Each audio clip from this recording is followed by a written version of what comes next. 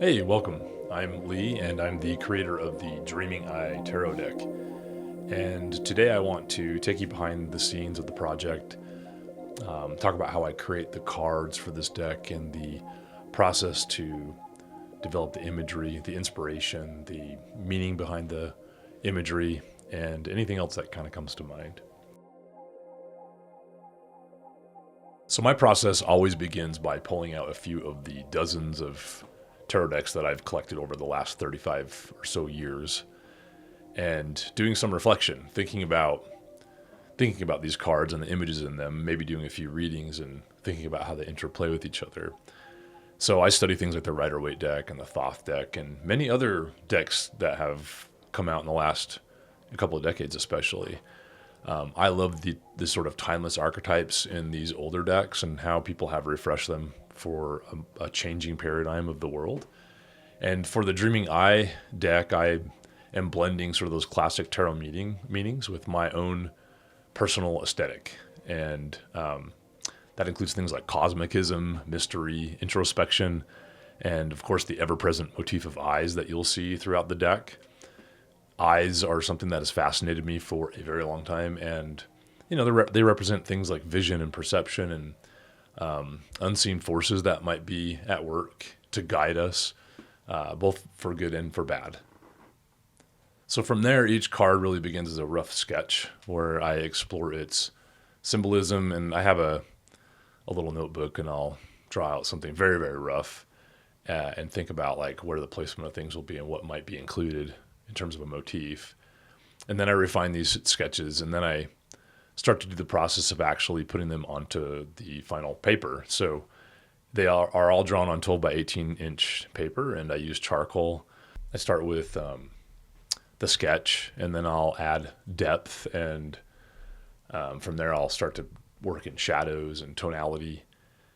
I sort of think in terms of the shapes here, and I'll start out with the initial sketch, which I might sort of deviate from over time. The process for me is very meditative, and as I do it, sometimes the image evolves quite a bit from the initial sketch.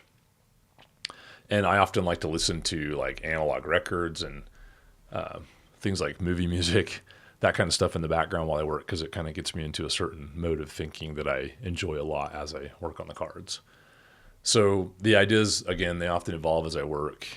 Some things like the number of eyes on the Wheel of Fortune become something that is meaningful for me in terms of planning the card, but then it kind of starts to change over time as I do the actual card in terms of how I think what these things might mean, in terms of like interconnected awareness and cycles and that kind of thing.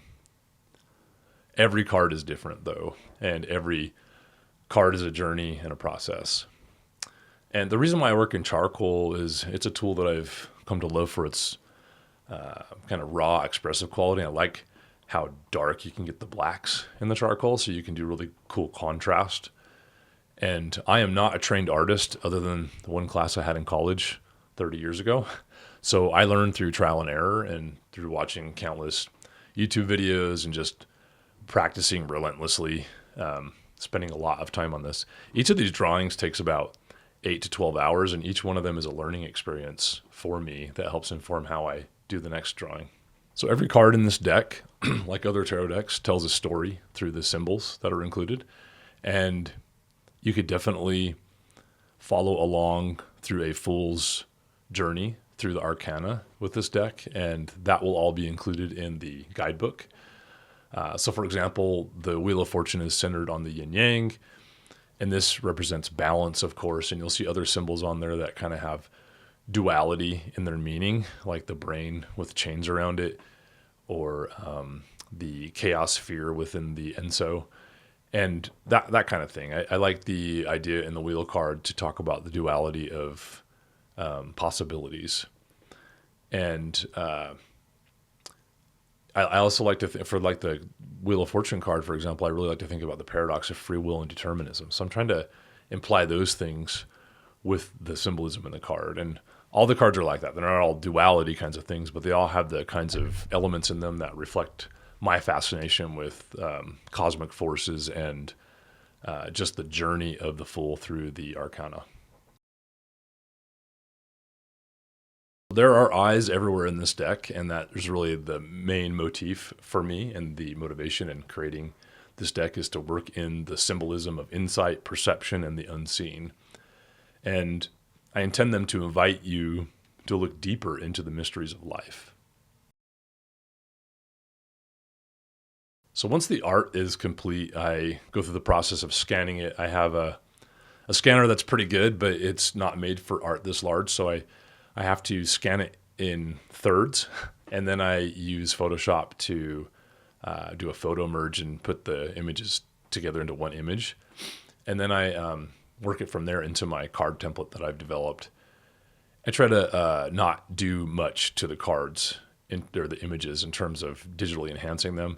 So what you see is pretty much exactly what I drew. Occasionally I might remove like a weird artifact or something, but that's very rare. And the process is really just to ensure that each card is polished and ready for printing. Creating the Dreaming Eye Tarot has been a passion project for me, and it's been sort of on my mind for years, and is finally coming to fruition and turning into something tangible. And it's a journey of passion, persistence, and self-discovery. And I have ADHD, so this kind of thing challenges my ability to focus. And I love the idea of creating what I would call a hypersigil out of my sort of ethereal thoughts and turn them into something tangible. So I want to thank you. I'm so grateful for your interest and support. I recently quit my corporate job to focus on this, and having people help me bring my vision for tarot and turn it into something tangible just means the world to me. Thank you very much.